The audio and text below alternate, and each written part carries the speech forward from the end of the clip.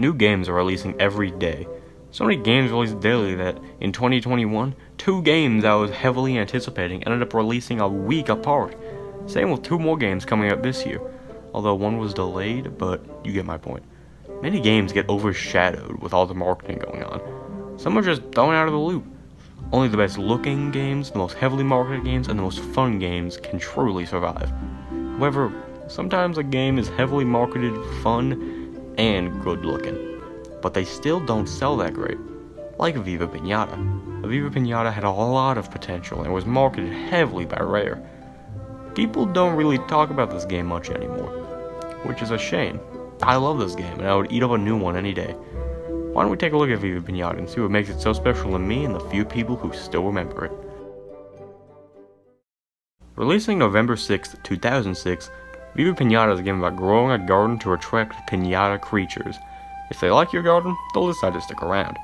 You level up and discover more piñatas while slowly uncovering optional lore that, it honestly isn't the greatest, but it does give us insight on many characters. The game released a spin-off the next year, Viva Piñata Party Animals. Yeah, it's not that good. Viva Piñata Trouble in Paradise and Viva Piñata Pocket Paradise released in 2008. And the show even got a 2-season TV series in 2006, the same year the first game came out.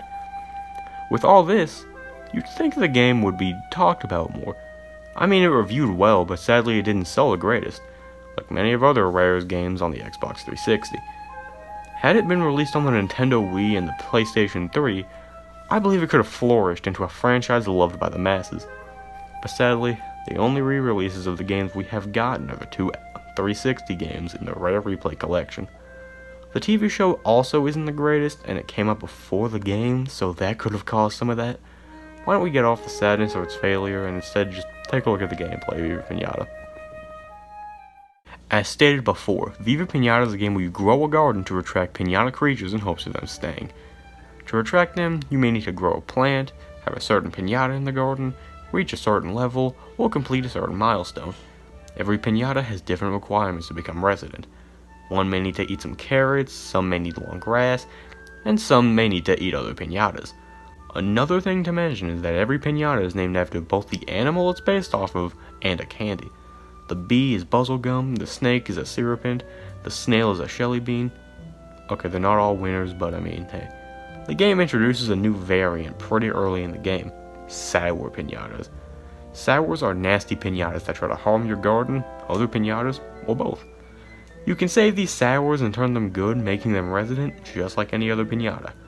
These piñatas are cool, but are ultimately meaningless so you can't customize your garden to your heart's content. So what can you do with your garden? You can't do anything super crazy to your garden, like make a bottomless pit, but there is still a lot you can do with this little plot of land. You can grow plants, create ponds, build structures, plant short and long grass, and in the sequel, you can add snow and sand.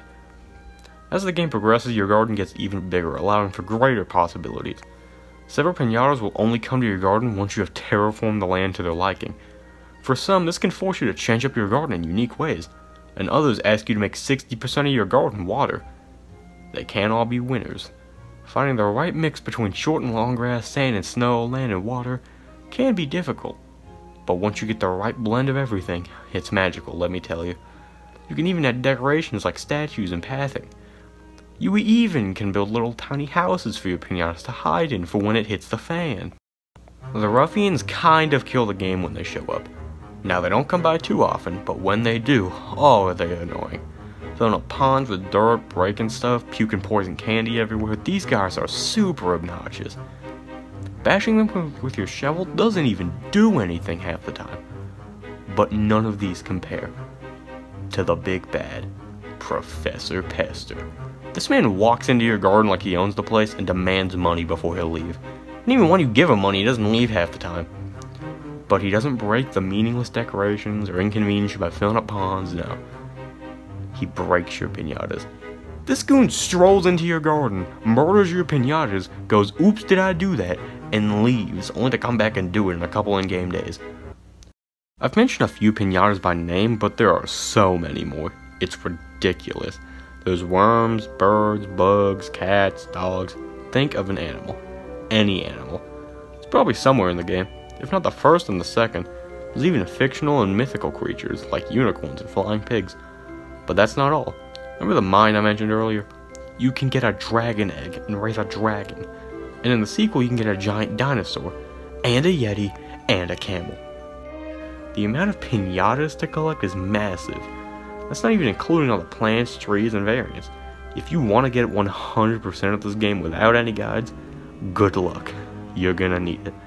It's an absolute grind that I do enjoy, but will never accomplish. Viva Piñata is a massive garden sim with a fun piñata twist. It's a nice game to pop in for a few minutes or grind out for hours. It's like Minecraft for me. Easy to get sucked into, and once it's got me for a while. Whether you're a completionist looking for a stupidly dumb challenge, or someone who just wants to relax and have some fun, I highly recommend Viva Piñata. Even in its most frustrating moments, this game is an absolute delight. Hopefully one day it'll get the attention it truly deserves. But for now, it toils away in the Rare Replay collection, known as that one piñata game that's a lot more fun than it really has any right to be.